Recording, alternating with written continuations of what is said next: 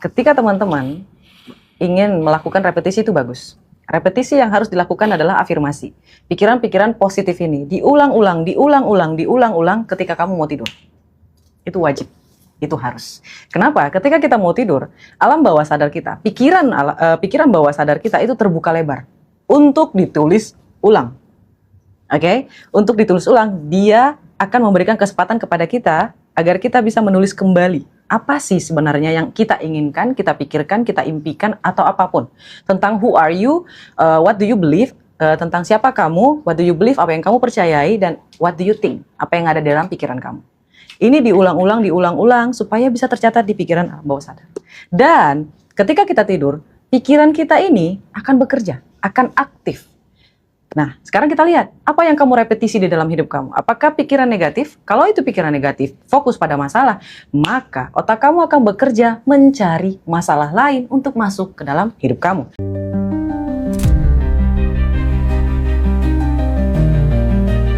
Enlightenment seorang Nabi Muhammad ini kaitannya ternyata sama kemanusiaan gitu. Nah, perjalanan cerita itu sampai di dunia dewasanya itu udah masuk pelajaran filsafat, Indra. Spektrum ateis itu beda, dari mulai ateis yang paling santai sampai ateis yang paling radikal juga ada.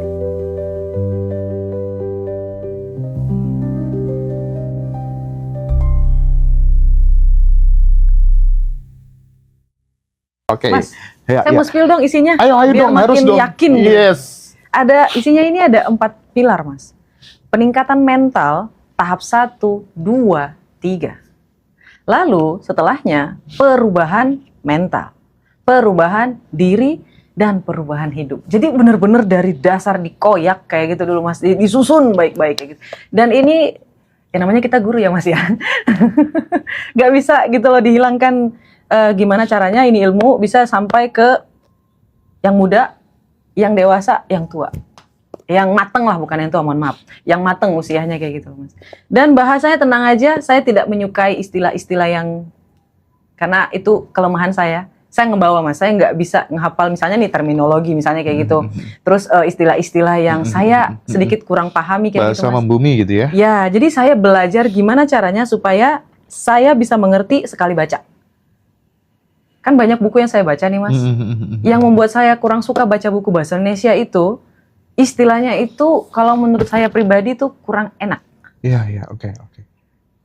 Dan saya butuh sampai 10 kali untuk membaca agar saya memahami. Dan alhamdulillah ini buat teman-teman semuanya. Ya, atas izin Allah, bahasanya adalah bahasa yang membumi kayak kata Mas Endra. Ini mudah sekali dibaca. Buat siapapun, kamu tidak malas membaca buku, kamu cuma malas untuk berpikir. Malas berpikir ya. Iya, karena 10 kali kan, Mas, biasanya buku yang pakai istilah kayak gitu. Oke. Ya, jadi di era saat ini itu kan orang pada sibuk memperbarui handphone gitu ya, memperbarui mobil gitu. Tapi mereka lupa memperbarui isi pikirannya gitu. Nah, salah satu caranya ya lewat baca buku dong. Betul, Mas. Lewat dengerin dialog-dialog yang sekiranya mengencourage dirimu untuk kemudian bertumbuh lebih baik gitu kan. Itu jangan handphonenya aja yang diperbarui, jangan mobilnya aja yang diperbarui, tapi isi kepalanya juga harus diperbarui ya teman-teman semuanya ya. Setuju, Mas. Oke. Mas Rozi, monggo kalau misalnya ada yang mau ditanyakan sama Kak Roma ya, bukan Kak Romah ya. Iya, kemarin ada yang Enggak pakai H ya. ini lucu ini. Kemarin kita di Surabaya kan. Oke. Ada mas-mas yang ngefans banget sama Oh, Masya Allah, tabarakallah. Namanya siapa? Mas Heru. Heru. Halo, Mas Heru paling Heru. nonton. Halo, Mas Heru. Kan ada, aku titip salam dong buat siapa? Karomah. Karomah itu siapa? Namanya Hai Roma. Kak Roma kita panggilnya kan. Dia dengernya Kak Roma gitu. Oh, I see. Sering sih, Mas, saya ditambahin H. Oh gitu ya. Jangan, artinya berubah. Karomah. Pakai H. Karomah pakai L lagi. Aduh, ya Allah. Nggak apa-apa, Mas. Maklum, orang Jawa. Oke, Karomah. Bagaimana hubungan antara emosi yang intens? Tadi udah ya. Kamu nggak fokus ya? Fokus, tapi kan Aus Minum nggak sih, dulu Mas? deh kali ya. Minum dulu. I'm fasting. Oh, Asik.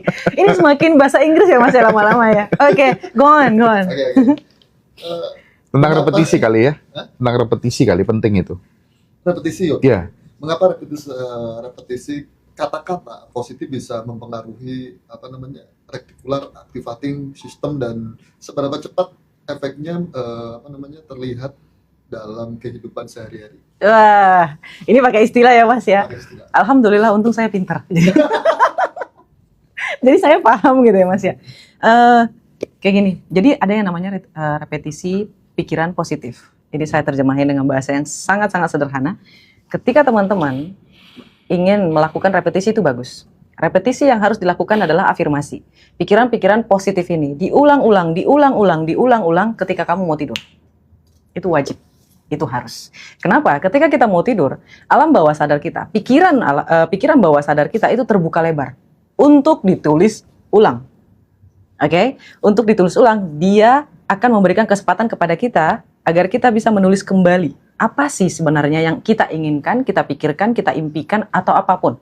Tentang who are you, what do you believe, tentang siapa kamu, what do you believe, apa yang kamu percayai, dan what do you think, apa yang ada dalam pikiran kamu. Ini diulang-ulang supaya bisa tercatat di pikiran bawah sadar. Dan ketika kita tidur, pikiran kita ini akan bekerja, akan aktif. Nah, sekarang kita lihat, apa yang kamu repetisi di dalam hidup kamu? Apakah pikiran negatif? Kalau itu pikiran negatif, fokus pada masalah, maka otak kamu akan bekerja mencari masalah lain untuk masuk ke dalam hidup kamu.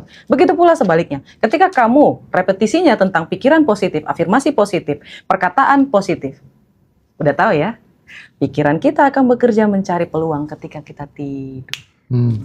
Sekeren itu loh Mas, ternyata Allah itu maha baik. Subhanallah. Ingat, waktu sunyi itu terbagi atas beberapa bagian. Pertama, kemarin ada yang bingung Mas, waktu mau bangun katanya. Gimana sih kata mau bangun? Iya, kalau kita mau bangun kan kita mulai sedikit sadar Mas. Nah, di saat itu tuh, kita melakukan repetisi juga bisa. Dan ketika kita mau tidur kan sedikit ngantuk dan sedikit sadar gitu loh Mas. Yeah. Nah, di saat itu terbuka gitu loh Mas.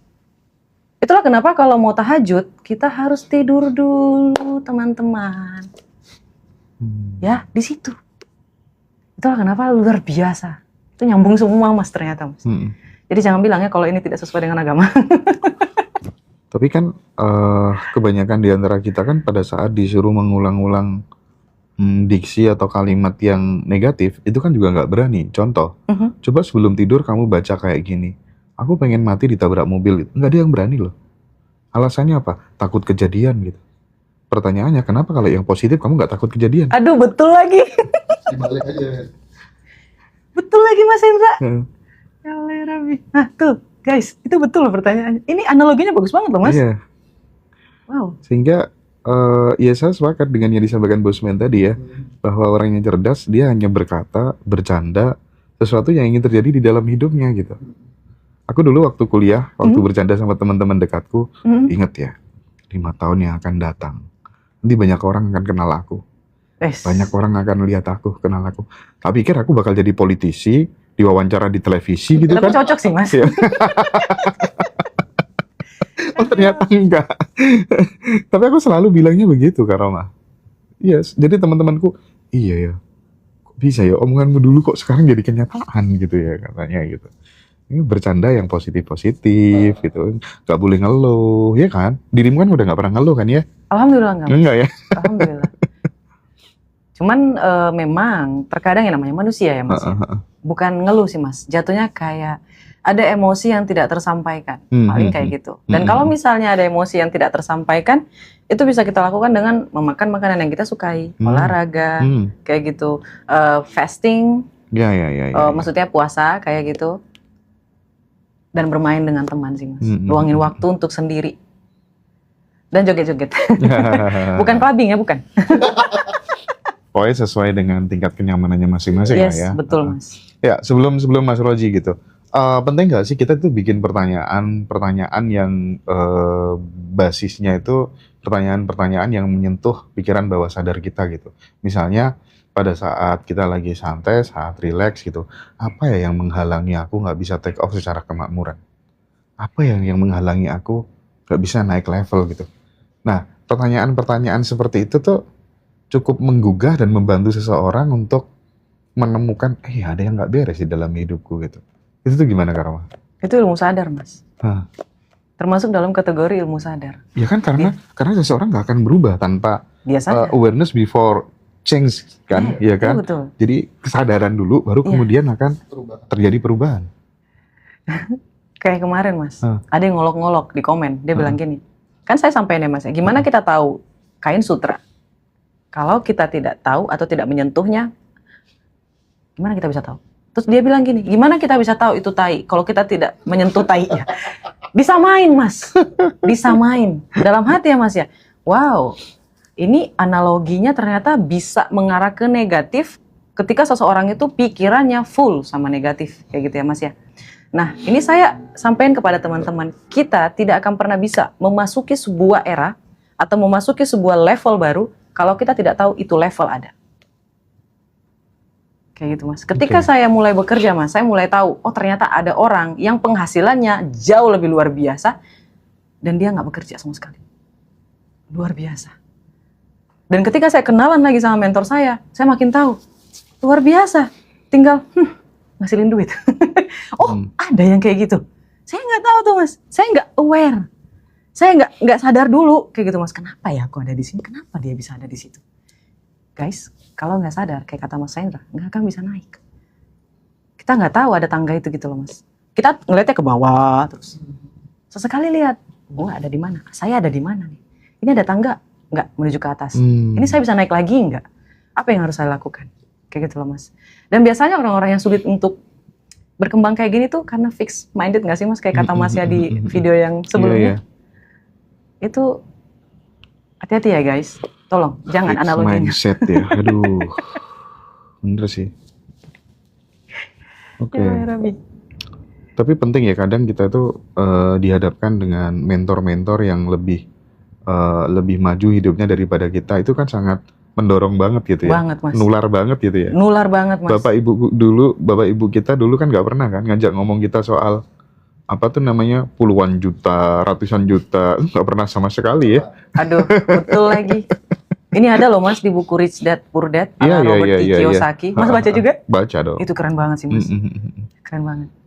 Kayak Ayah kaya dan ayah miskin. iya, kan itu mama angkat saya kan ini yang membesarkan saya itu kan orang kaya. Oh kayak dirimu Iya. tuh. Iya lagi. Aduh gila ya bener-bener. Saya baru nggak pas saya lihat lagi videonya Masnya ya. Iya, Waktu iya, dia iya. itu kok mirip ya sama Rich Dad Poor Dad. Iya makanya aku jadi teringat kisah hidupmu waktu itu baca itu. Aduh ya Allah. Jadi ini lagi ya, hilang lagi.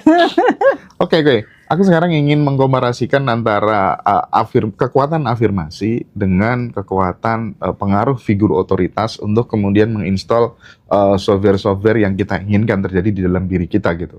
Kita tahu waktu John F. Kennedy sebelum jadi Presiden Amerika Serikat, beliau punya kebiasaan untuk foto tuh gedung putih itu White House difoto, tempelkan di dindingnya. Aku nanti akan duduk di sini sehingga waktu dia mau tidur, jangan belajar dulu, aku nanti bakal duduk di sini. Mau malas-malesan, jangan, aku nanti harus cari relasi yang banyak, networking yang luas gitu kan. Dan itu berpengaruh dalam hidupnya dan itu kejadian. Bosman sebelum kuliah di Amerika juga sama. Waktu dia main kelereng ya, terus kemudian di sakunya itu jatuh tuh gambar White House gitu. Ini apa nih? Amerika, aku ndak kuliah di sana nanti. Kamu wong dusun masa mungkin kuliah? Ndak, aku pokoknya percaya utuh. Aku nanti bakal kuliah di sana. Dan dia kejadian kuliah di sana gitu. Dan itu banyak terjadi hal-hal kayak gitu. Nah, tapi kalau kemudian dibandingkan dengan kekuatan figur otoritas, itu tuh bagaimana, Kak Roma melihatnya? Oh ya Allah ya Rabbiku. Ini sebenarnya luar biasa dan itu terjadi dalam hidup aku juga sih Mas. Ibaratnya yang kayak sebelum saya ke Jakarta itu saya selalu nonton film, nonton acara variety show. Dan saya senang sekali acara variety show itu.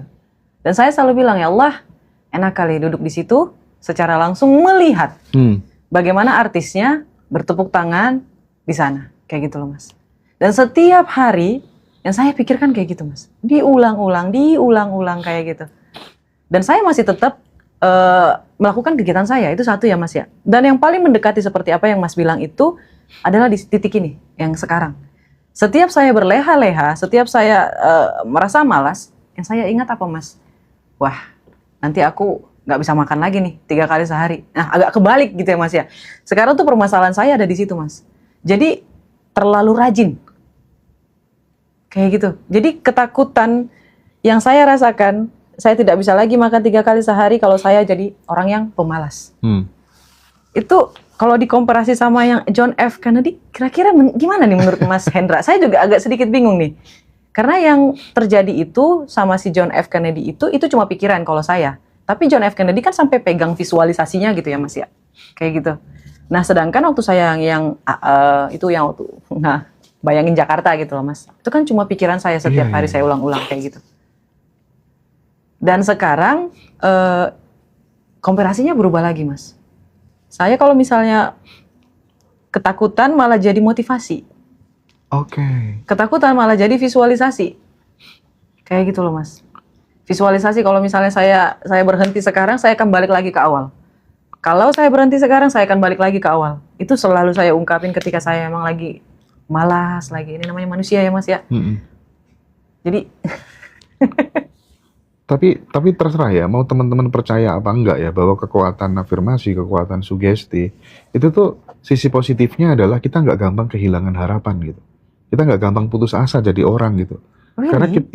Karena kita udah tahu goals yang kita inginkan tuh nanti aku bakal ke sana gitu. Sehingga itu akan mempengaruhi dengan adanya impian yang besar, dia akan memproduksi tindakan-tindakan yang besar pula gitu. Akhirnya hal-hal yang sekiranya nggak penting, yang nggak berkontribusi terhadap jalan hidup kita, itu nggak akan kita lakukan. Narkoba lah, kemudian seks bebas lah, gaya hidup yang hedonis lah. Justru kita melakukan investasi-investasi yang bobot nilainya itu 8, 9 atau mendekati angka sempurna gitu kan kira-kira ya. Iya sih Mas, Iya. itu mana iya lagi Mas? Yang jual rokok kan nggak ngerokok Mas. Jangan rokok dong. Ya udah jangan rokok. Misalnya yang jual narkoba kan dia nggak pakai narkoba Mas. Ambisinya pengen jadi kaya kan Mas ya. Ingat teman-teman, frekuensi tidak ngomongin tentang moral. Iya, Jadi betul. misalnya yang penjual miras gitu ya Mas ya. Nggak tiap hari kan dia konsumsi miras. Nggak dikonsumsi malah. Karena dia merasa itu termasuk dalam bagian ambisinya kayak gitu Mas. Itu betul sih Mas, aku setuju banget. Terus menurut Masnya nih, kalau ada orang yang nggak ambisius, terus bilang kita terlalu ambisius, terlalu duniawi, Mas Hendra setuju nggak? Aku termasuk orang yang percaya bahwa ambisi itu adalah turunan dari cita-cita sih. Jadi menurutku ambisi itu sangat urgent sekali, tetapi ada fase di mana kita harus mulai untuk kemudian ngerem gitu. Karena terlalu ambisi itu jatuhnya banyak orang jatuh. Ada satu titik di mana kemudian kita harus berhenti, kapan kita harus mukul, kapan kita harus bertahan, kapan kita harus rileks. Itu pola itu harus kita ketahui gitu. Karena aku melihat banyak sekali kejadian, orang kalau ambisi terus, udahlah jatuh, aku berani garansi itu. Di mana-mana aku melihat kejadian kayak gitu. Teman-temanku yang sudah naik level gitu ya, yang dia nggak ada kata enough gitu ya. Jadi di satu momen kita harus ada kata enough. Kita harus ambisi lagi, enough lagi gitu. Bayangkan orang kalau nggak punya ambisi, udahlah punyanya motor gitu. Ya udah, itu aja dinikmatin motor, nggak naik level Kak. Iya sih. Kalau aku gitu sih. Tapi gawat juga kalau hidup tuh ngejar terus itu. Jadi aku sampai di titik ini sih, itu bahaya juga sih. Berarti kan intinya kita harus punya teori kan, nggak asal gitu kan. Jadi setiap orang mungkin punya pola sendiri-sendiri gitu ya. Tapi aku mengamati banyak pola kejadian teman-teman tuh yang jatuh gara-gara terlalu ambisius. Nah, Berarti harus seimbang Mas. menurutku sih gitu. Menurutku gitu. Aku banyak ngobrol sama orang, udahlah kamu udah ngejar aja terus. Jatuh. Jadi harus ada titik enough, harus berhenti dulu, jeda dulu bahasa yang tepatnya ya. Jeda dulu, sudah bener-bener, aku udah gak kurangan apa-apa kok. Dan hidup yang paling enak itu kan pada saat kemudian kita sudah nggak merasa butuh apa-apa kan. Cuman itu nggak semua orang bisa mencapai titik situ kali ya. Prosesnya pertama tetap kita harus ambisi dulu lah, ngejar cita-cita. Masih muda harus gitulah. Ya, ibarat orang boxing kan, UFC kita lihat. Kalau kita mukul terus kan pasti lawannya kan tahu kan celahnya. Oh, I see. Dia disikat dari samping. Ya. Oh, bener juga. Tapi kamu tanya dong sama Kak Roma, jangan aku terus yang tanya gitu. Coba apa gitu. Tapi Tanya apa gitu. Masih mau tanya. Bagaimana indikasi dengan kelompok yang progresif dapat mempengaruhi cara kita memandang peluang dan batasan diri kita sendiri?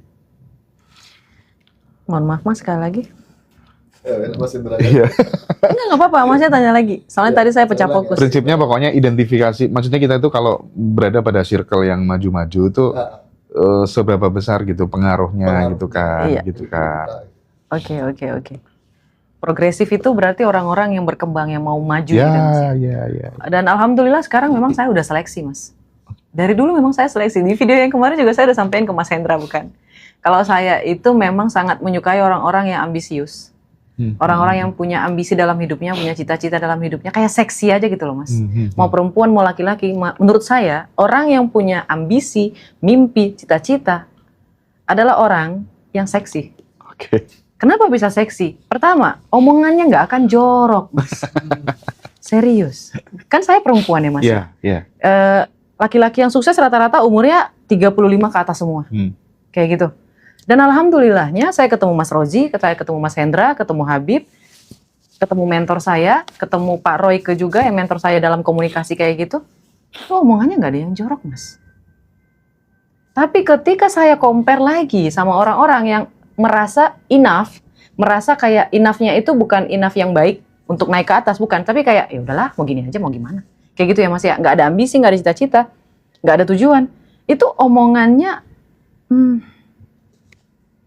apa ya bilangnya ya? Kayak verbal abuse, I don't know. Ya, Karena ya, mungkin ya, beda gender kali ya Mas ya. Nah ini yang saya compare, makanya saya senang gitu, makanya saya selalu pengen ketemu Mas Hendra, Mas Roji untuk bisa ngobrol gitu. Karena teman perempuan yang bisa saya ajak ngobrol tentang ilmu kayak gini tuh bisa dihitung jari, Mas. Kecuali sahabat saya yang itu emang dia masih bisa. Tapi selain dari dia, kalau misalnya dia udah kerja, gimana? Kayak gitu. Itu yang pertama. Kalau misalnya mempengaruhi perkembangan, iya sih, Mas. Hati-hati dalam berteman. Mungkin banyak nih teman-teman yang bilang kayak, wah, teman-teman itu kan nggak boleh dipilih-pilih, Kak Roma. Ya, harus. Karena energi itu menular, Mas. Energi itu menular. Kita ngomongin bisnis dikirain flexing. Kita ngomongin pencapaian dikirain flexing. Ketika kita mau ngomongin tujuan hidup dikirain flexing. Semuanya jadi serba salah. Komunikasi jadi nggak ada. Kita jadi nggak nyaman, otak kita jadi suntuk. Fungsinya berteman apa? Tapi kalau misalnya saya ngomong, Mas Hendra tahu nggak sih buku saya bisa loh sampai ke Belanda? Apa masa? Responnya beda, Mas. Iya. Kayak gitu. Beneran loh, Mas, buku saya udah nyampe Belanda Iya loh. dong, percaya dong. Masya Allah, kan? Iya. Percaya dong. Kalau udah ngomong soal media sosial itu ya di mana-mana, kayak di Belanda, di Iya, Amerika, Masya Allah, di mana-mana. tabarakallah. Kayaknya itu penonton Ngaji Roso deh, Mas. Dan Karoma Iya. pada saat acara-acara reuninya Ngaji Roso itu di Bandan Revolution itu mereka datang dari jauh-jauh tuh dari Jerman, dari Belanda, dari Amerika, dari Singapura, dari mana? Ya gitu memang.